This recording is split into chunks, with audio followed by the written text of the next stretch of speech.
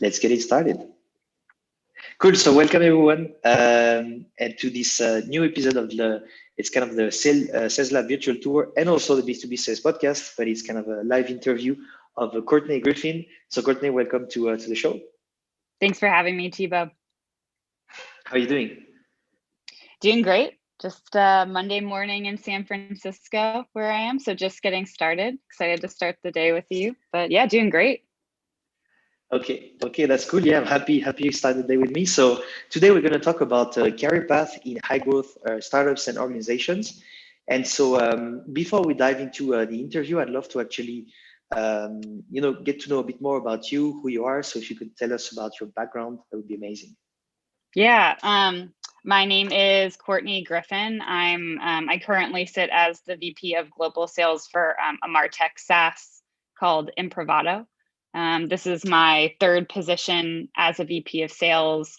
A little bit about me, just personally, before we jump into my career or growth paths in sales. I was born in Canada, moved to Chicago when I was younger. I think around 8. Grew up there. Then went to a liberal arts school, studied philosophy and religious studies in Indiana, actually. And now I live here in San Francisco after working in Chicago for some years. So that's me. In my spare time, I still play tennis and music, and I'm a crazy dog person. So that's just a little bit of background on me personally. So you're Canadian? Yeah, I'm Canadian. Yes, people are shocked when they find this out. Yeah. But I grew up most of my life in the United States. Again, I think I was around 7 or 8 when I moved over, but I still hold my Canadian citizenship, so still Canuck. Okay, that's great. That's great. And so you said you're a dog person. You're a crazy dog person. How many dogs do you have? I have no dog. I mean, I traveled before COVID. I mean, I traveled way too much for work to responsibly have one. And I live in San Francisco, and our apartments are rather small here, if anyone's ever been. So I don't own one, but we have family dogs growing up, and I'm kind of like the crazy aunt when I get to see. We have like office dogs at Improvato, and I'm kind of always just hanging out with them in general. But yeah, that's it's a fun fact. Every time I come to a new company, I've told them that too. Just get very distracted by the dogs nearby. Okay, that's cool. I mean, there's 2 dogs in the where I am right now. They're huge. Yeah. The one is called Canela, the other one Negra. And in Mexico, they're pretty nice, but they're pretty scary because they are like these dogs to take care, to protect the house. So yeah, I'm like, okay, not too close. So you haven't said hi yet, Tiva? I said hi, but like I know if the bus is leaving, I'm like I have to stay here, otherwise I may get in trouble. I'm sure they'll warm up to you eventually. Yeah, I'm sure too. Cool. So so can you maybe tell me a bit more about so you're now at Improvado, but like how did you land in sales? So because you studied something very different, and so how did you kind of like land there? Yeah, well, I didn't know in college what I wanted to do. I knew that I wanted to study something I liked, and I generally like to think about concepts and things, and I enjoy like strategic parts of my job now. But my dad was a salesman, so I got some background there on what he did, pros, cons of being in sales. And so when I first got out of college, I started interviewing really just in marketing and sales, and eventually got my first sales gig, which was for a sales coordinator position, which is now more commonly called an SDR, in Chicago for an 18-person startup in the ad tech, martech kind of universe. And so, that's where I started, and I've been in sales ever since. So once you go there, you start to grow or see the different types of paths that you can take. And so I just started taking some of those, and been in sales ever since my first gig. So been here a while. Okay. Yeah, I mean, it's that's the thing is for I don't know right now, if, especially with tech sales, it has really good impact, because if you like get to it, you start often as an SDR, BDR, Hmm. but the growth, like personally but also financially, can be really insane. And so that's Yeah. why I think it's such a great profession, because it's I don't know, I think we're surfing a huge wave now in tech. And so it's really interesting compared to the image we had about sales a while ago.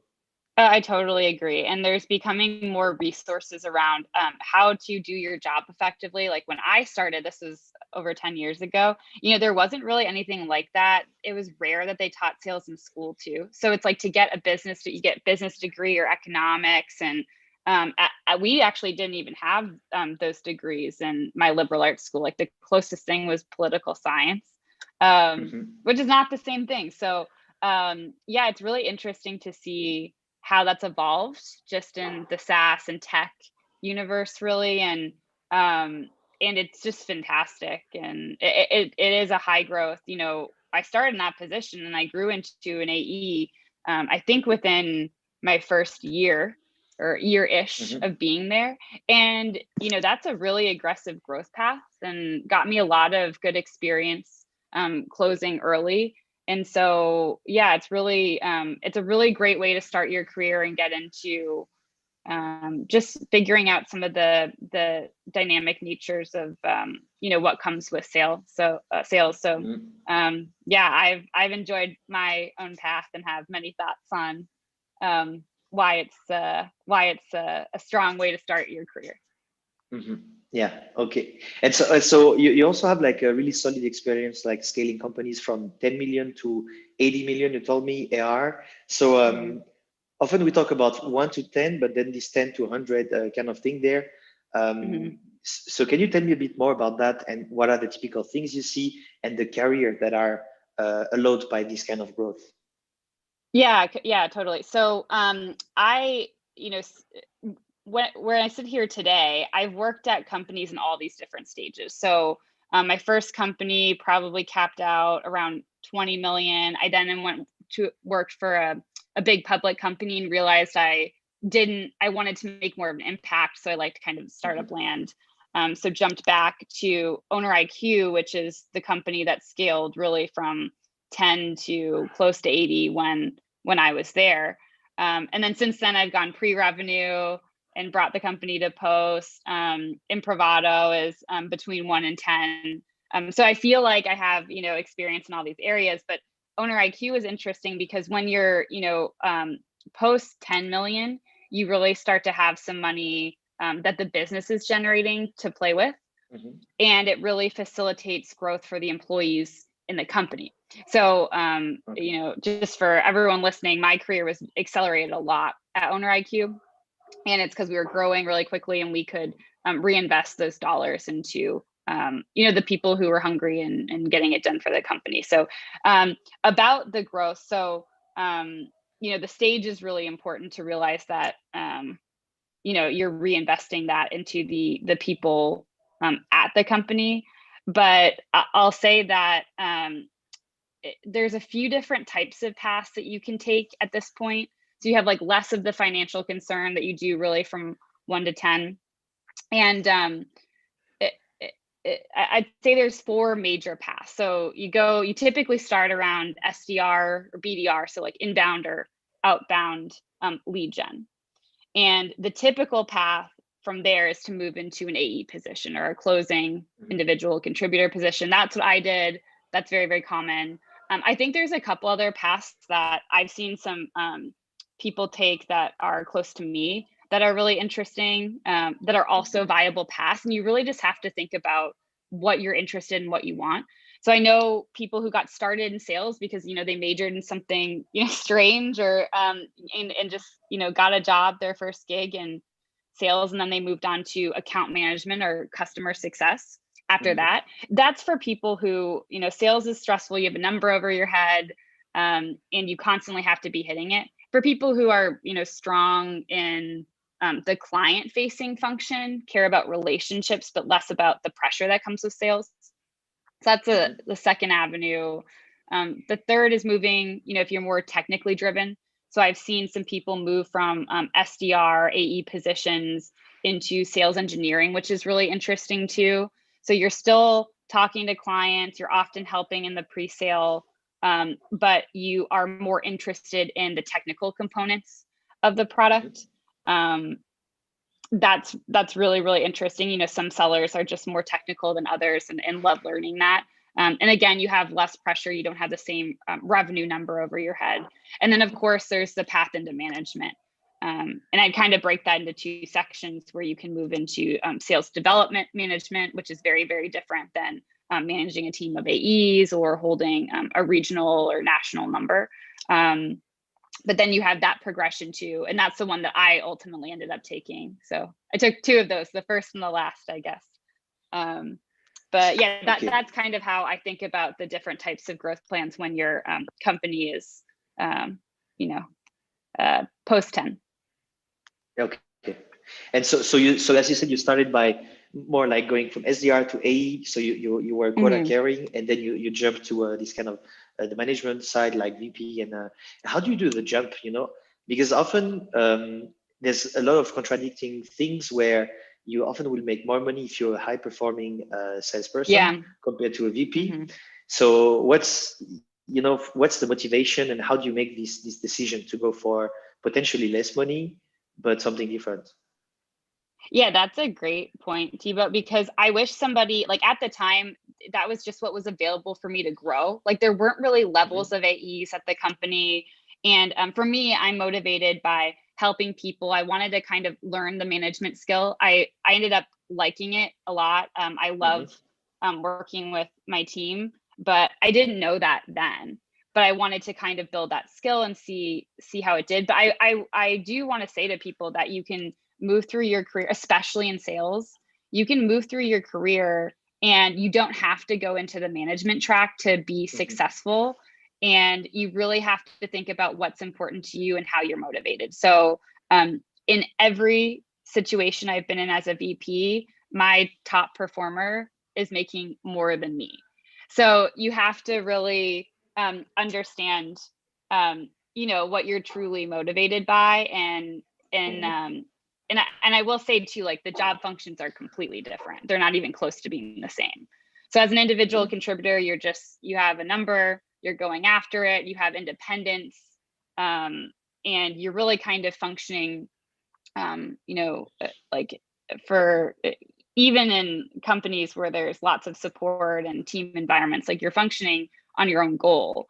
And as a manager, that's completely different. So you're managing people to their metrics. You're talking to them about what they're struggling with and having difficult conversations every day. You're telling your C-level or executive leadership that, here's what's working on our team, here's what's not. And it's a lot, it's completely different than an IC function. So the biggest piece of advice I can give is really think about what you're motivated by when you're kind of thinking about that transition. Because if you like helping people and you're willing to lead and really kind of do some of that terrible middle layer work, then, building out your management skill is a great idea. But if you're really just motivated by the dollars and like functioning independently, that's great too. And you can continue to develop your career path in the enterprise or in BD, and kind of continue moving that way. So just a quick disclaimer, I would love for somebody to say that to other people I've seen go into management and didn't realize, really what it was. And they saw it as, the only way that they could really grow. Yeah. I mean, that's what I saw when I moved to management also quite early in my sales career. And I thought, I had to do it for different reasons, because society actually is rewarding management positions very often, as something prestigious or great. But often, what you have to think is when you start first, you're a frontline manager. So you kind of like this manager at McDonald's, like in the night shift. You're responsible for everything that's happening, but your job is mostly taking care of everything also. And so it's not that easy. It's in the trench, and you're dealing with people's life every day. People are often like not happy. You're dealing with that, and you're not here making strategic plans and just like pushing that to the bottom. So for me, I Yeah. remember I was like doing that, and then at some point I was like, okay, I'm tired of just like doing this, making less money.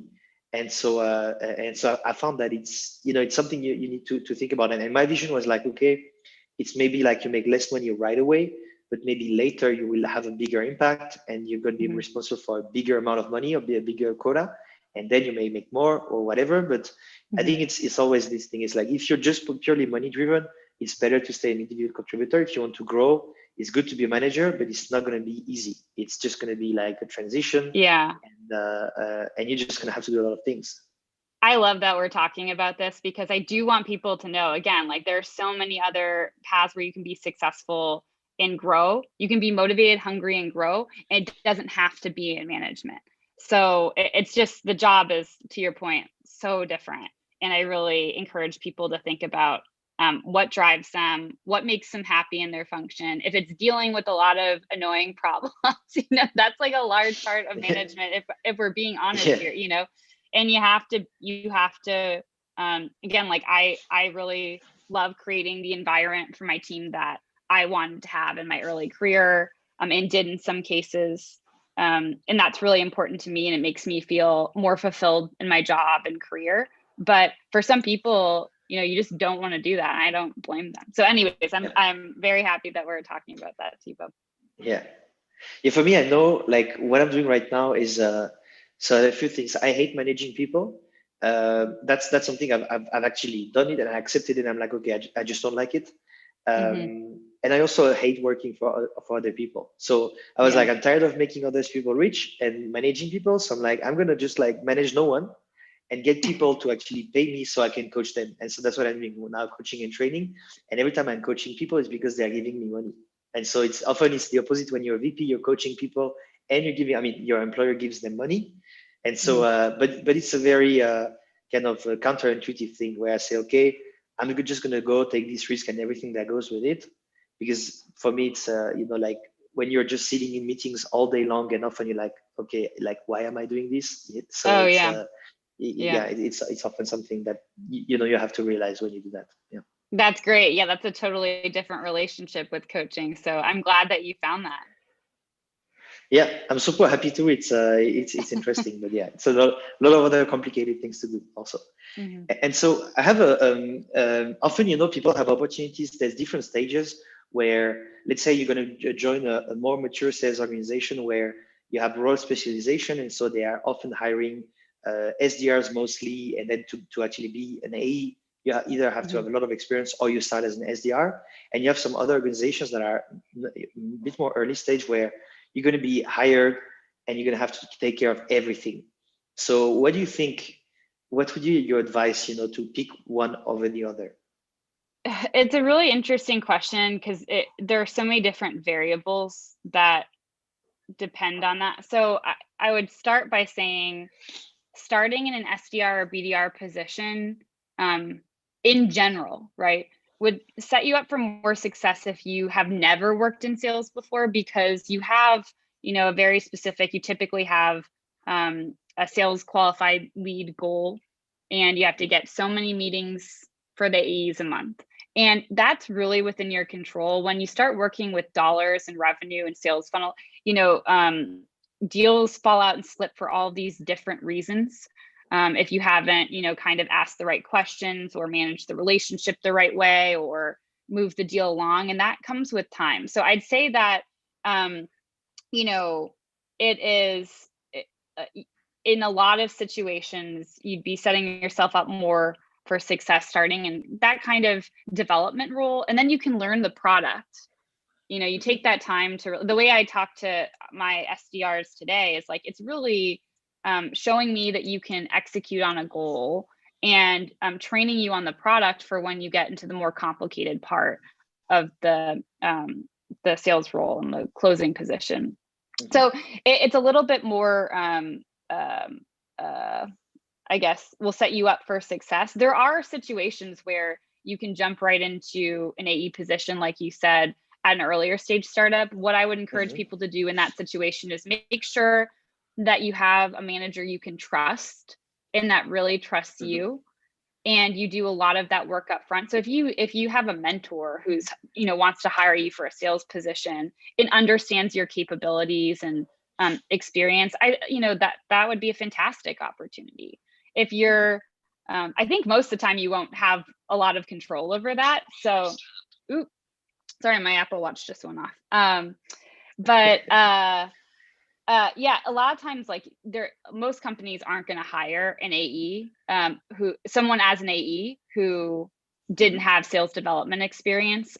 It'd have to be pretty early stage for that to happen. And again, I would just really think about, like, does the person hiring me understand my capabilities, my experience, what I need to learn in this position? Is this going to set me up for success? Are the expectations achievable? Those types of things. Okay, I see. Yeah, I think it's I mean, I think the reality is maybe a bit different in Europe, for example, because for me, I got hired like as when I started in Europe, in Germany, as a full cycle AE without too much sales experience, like sales development or whatever. But often it's because there's people like that's the thing in Europe. If you're selling, there's so many different languages, geographics, and cultures. If you actually are speaking French, you're French, and you have to go and sell to the French market, that's already a huge plus, even if you're not really good at selling, because you at least speak the language, which I think is not really good, because the fact of being able to speak a language doesn't mean you're going to be good in sales. But it's it was something I got lucky. I loved sales. I love doing this, and it went well. But yeah, I think it's finding this mentor, these people who can point you in the right direction is super important. Otherwise, your sales career will just become really tough and start on the wrong foot, and then that's where you can be really disappointed with that. Oh yeah, I agree. It's, I was always like hungry and very motivated, and I had one of the best managers I ever worked for. He would, I wanted to move into the management position earlier, and he constantly told me that he's getting things organized to set me up for success, and I had no idea what that meant at the time. And so I really, again, especially in this situation, you want to move fast in your career, but you also want to be thoughtful and careful around if you can actually hit those numbers, if you're set up properly to be successful in that role and have an organization supporting you to do so.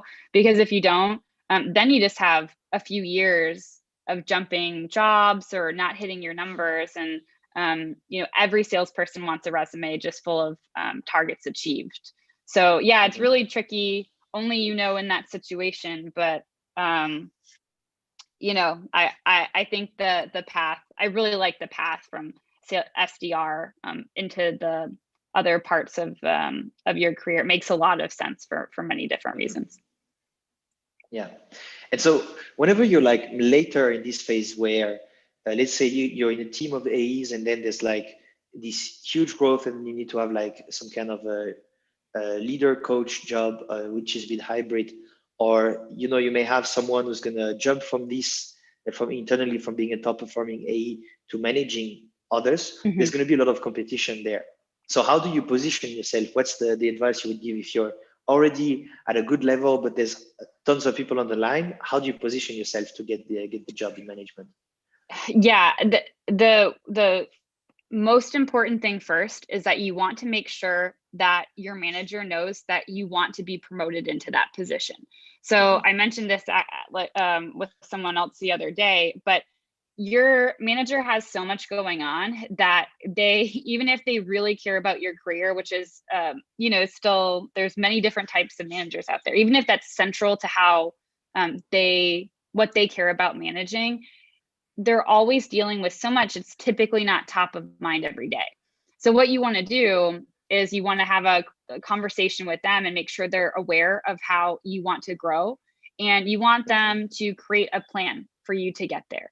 So here are the things that I think I need to develop or learn, and you bring those ideas to them, and then you should ask them, like what do I need to do? What are the things I can cross off on a list to get to that position? And so then what happens is you just have your manager bought in, and they've created a list that you can then control and work against.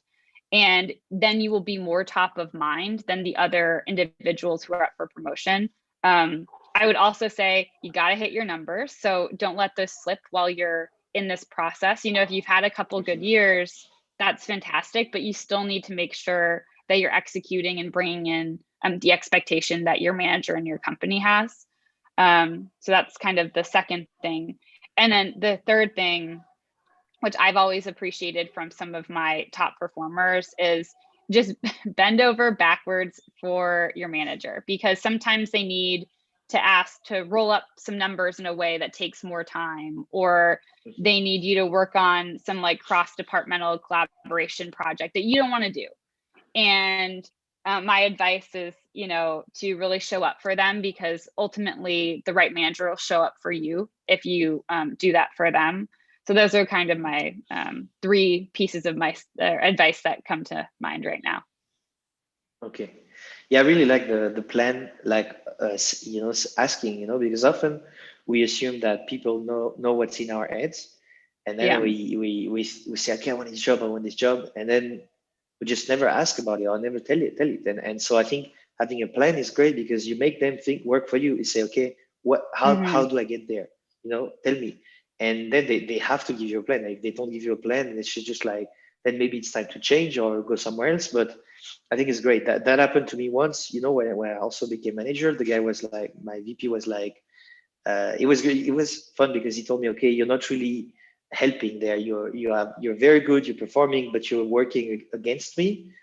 And so then, we had like a kind of a real talk. And then I said, okay, so what should I do to work for you? And as a reward, be promoted manager. And then, he explained me everything. I think it's also a lot about politics, where, I mean, politics in a simple sense is like identify the decision maker, identify your champions, and the people who will influence the decision. And if you know these people, the stakeholders, you're going to be able to please everyone, or at least the ones you want, and you may get there. So I think it's, the plan is a great idea. It's a sales process just like any other one, except you're selling yourself to be promoted in this position. So that's a great way of putting it. Identifying the different stakeholders and making sure that you are talking to them about what they care about, and helping them understand how successful you'll be in the role. So yeah, that's important also. Yeah, exactly. And so whenever you let's say you have a few different options to go in different startups, fast growing company, what are the red flags you should really check whenever you want to join a fast growing company? Yeah, this is a great question. So I think that there's 4 major categories that you should always check on. The first being culture, the second being sales success, really. The third being the product, and the fourth being finance, in that order, I think. So first, like, checking the box on culture is the most important. Like, you want to be in an environment where you want to work, or else you'll be miserable and you will not be successful. So tactically, the ways of doing that are, of course, like going on Glassdoor. If you have somebody you know there, ask them how it is. If you have somebody who knows somebody who works there, typically like you'll have somebody connected somehow. Talk to them about the experience. And really, you can just ask to talk to the team in the interview process too. So if you're only talking to, the leadership or the managing directors, ask to sit with the sales team, because it'll help you understand what type of environment you're coming into and if that jives with you. So that's the first box you got to check. When it comes to other red flags, so sales, you want to make sure that the company is able to set you up for success. We talked about this a lot in the first, I guess, half hour here. So what that actually means is them setting goals correctly or well that you can actually attain. So that's a very common thing in sales, where it's actually really hard to find a company or leaders that are skilled in setting goals for their salespeople. So I would ask the managing director or the team, how many of your reps are over goal? And there will always be a distribution. There's always going to be top performers and low performers, and a big heap in the middle. But you really want to understand if no one is over goal or trending to be over goal or close, that's a giant red flag, giant red flag that you have to pay attention to. So that's one big thing. Also in the sales category, I'd say you want to understand your growth path and you want to have that conversation. It's a red flag if your manager doesn't have an answer for you in that area. So you want to see how you'll move through the organization. And lastly, just under the sales heading, you want to be impressed by the person that you're going to work for. So again, like if you kind of walk into the interview and you're not impressed, or something seems off with who you would be reporting to, that's a giant red flag too. So maybe that fits a little under culture too. But that's kind of the sales category. When it comes to the product, you want to make sure you have strong product market fit.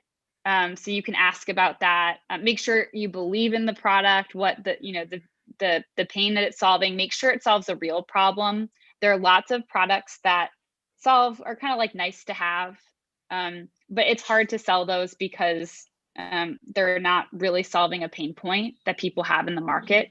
So you can ask questions about product market fit.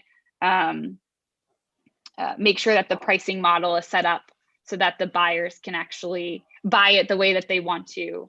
So those are kind of the questions around product. And then last, but maybe most importantly, in all startups, you want to understand the financial component to the company. So you can start by asking, if you're VC backed or bootstrap. Most companies nowadays, I feel like, are VC backed, but they're those organizations would be run very differently, depending on if you have VC money or not. And so you want to understand that. If you're VC backed, you want to understand when the most recent round was that was raised, how much was raised. It's tough to kind of ask about burn rate and things like that and in the first conversation or in the interview process, but you want to get an understanding of their plan to what they're spending that money on and when they plan to raise next. And the reason why this is so critical is because there are tons of high growth startups that spend really fast and then run out of money. And so you don't want to be in an office where one day you just don't have a job because the company mismanaged their finances. So you really want to understand that plan.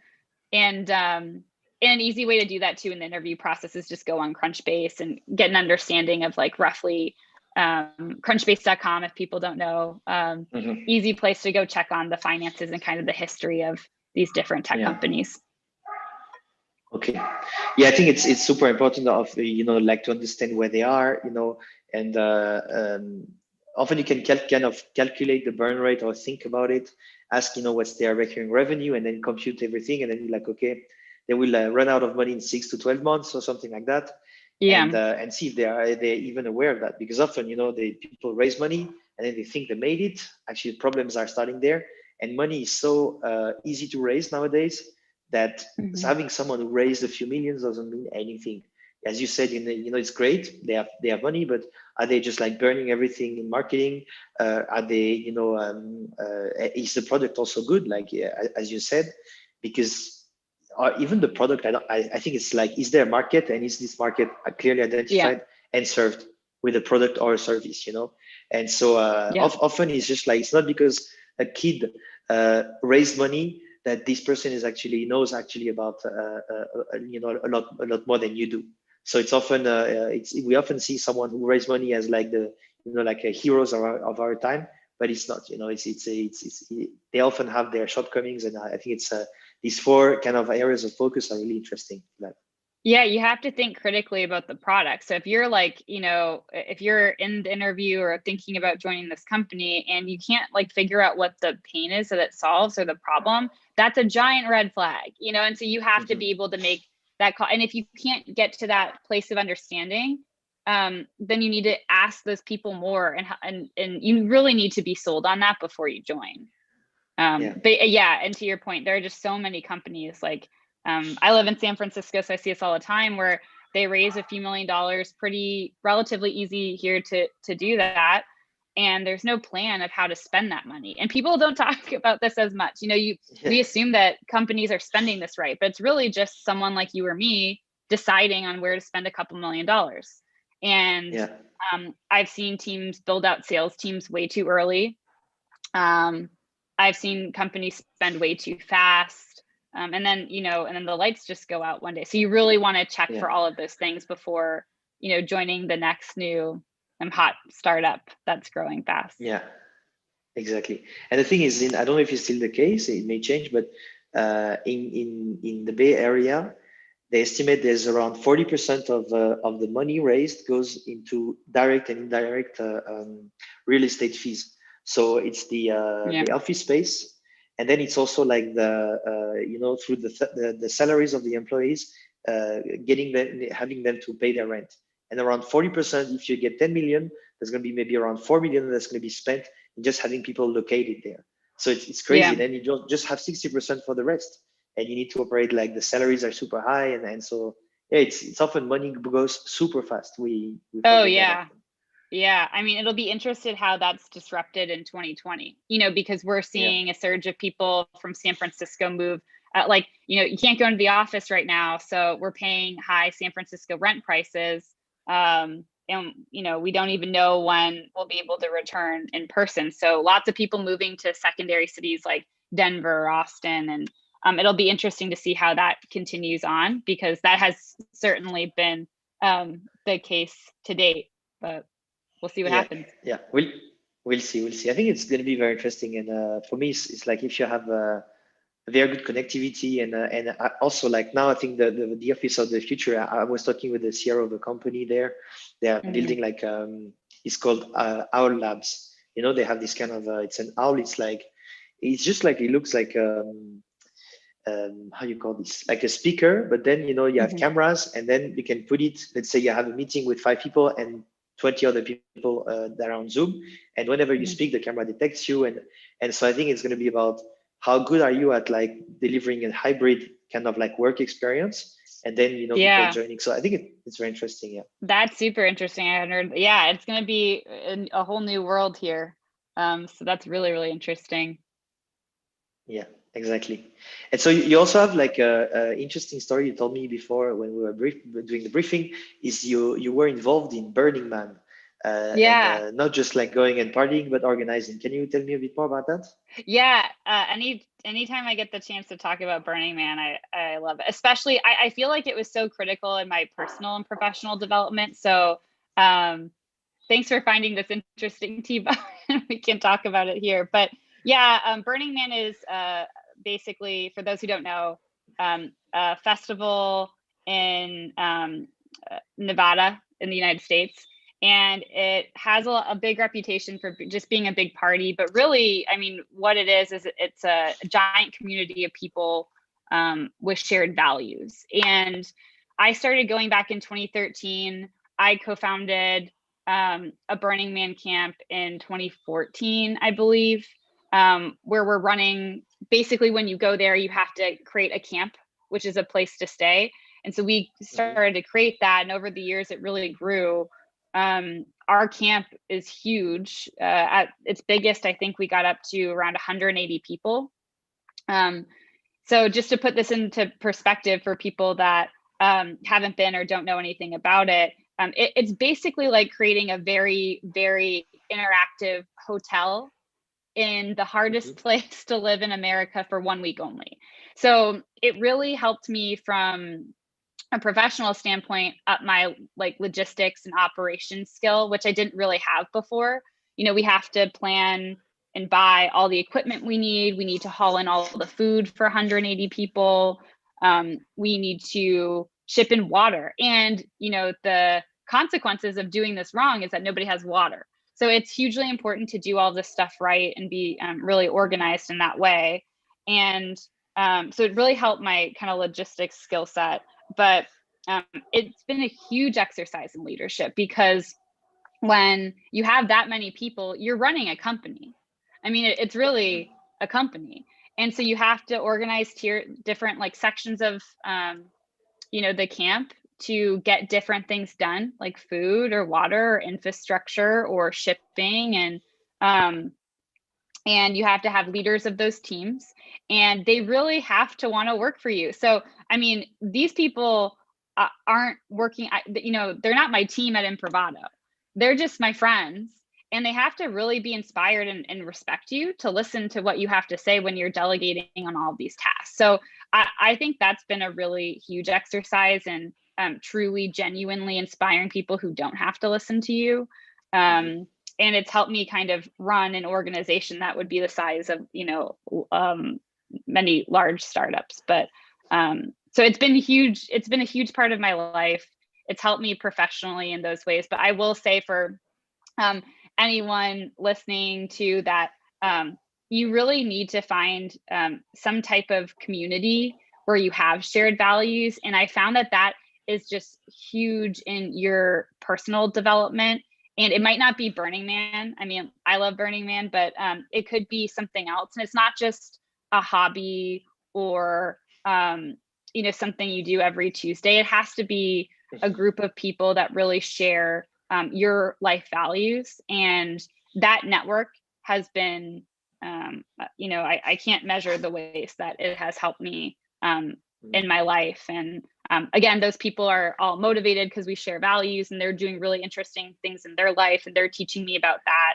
And I just can't, I can't say enough how it's important to find those types of communities in your life, because I had no idea what I was missing before I started doing that. So is that a fair description of Burning Man, you think, Thibaut? I've never been, but I've seen documentaries about it, and I think for me I think it's like managing sober people is tough, but managing people who are there to party must be even tougher. So I think it's you can't say, oh, you're fired. You have to say, you have to kind of find ways to motivate it and get people organized, because you have people who have this dream that you can live outside of society in complete anarchy and everything.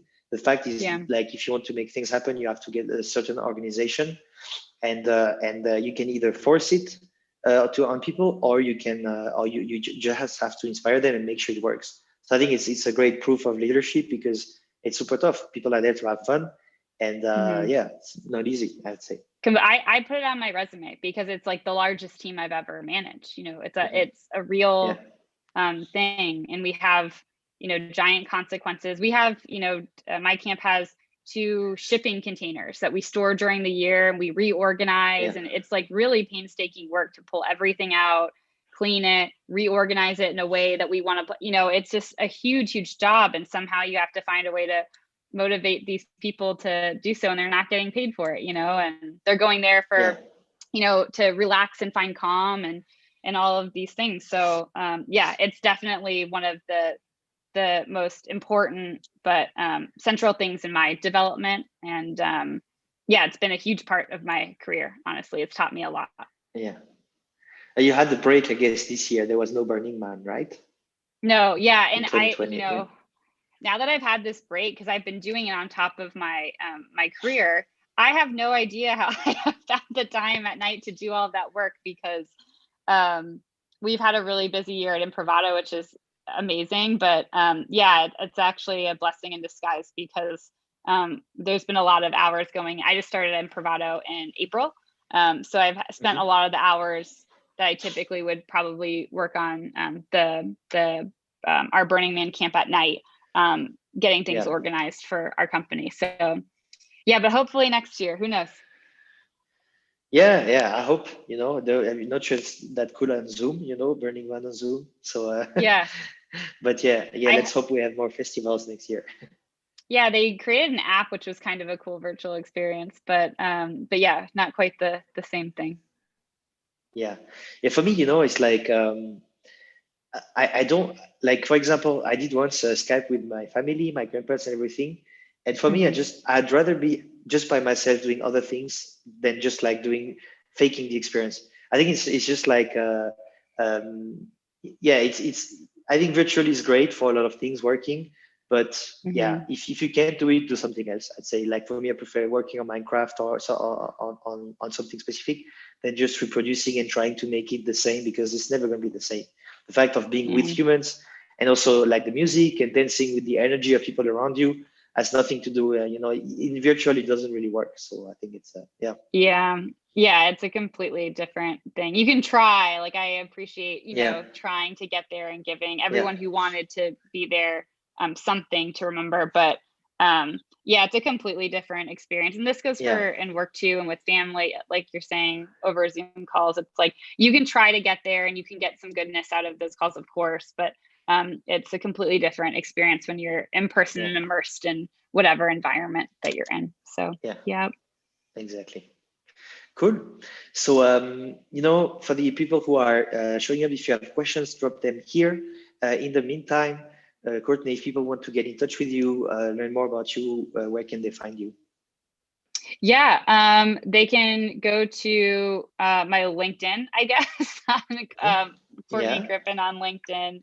If anybody wants to reach out to me directly and has a specific question, I'll just give you my email. It's courtney.griffin@improvato.io. So you can reach out there if anyone has found this. We're just scratching the surface of a lot of these topics today, but I have strong opinions on a lot of things that we've talked about. And yeah, I would love to have a conversation with anyone who has specific questions that we need to tackle one-on-one. Okay. So let me check. I don't think we have any questions coming there. So yeah, if you do have questions, then you can, as you say, Courtney, join you on LinkedIn, ask you the questions. And then if you want to try Improvado, also, I guess they can directly get in touch with you or go on the website, improvado.io, right? Yeah. Cool. Good. So thanks a lot, Courtney. It was great to have you and, this was nice. and learn more about that. Yeah. And I guess I'll see you at Burning Man maybe next year.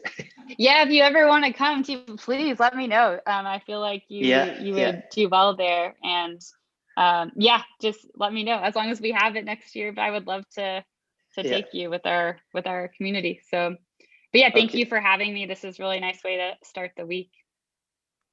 Okay, so then have a good week and talk soon. Okay, all right, bye, Tiva.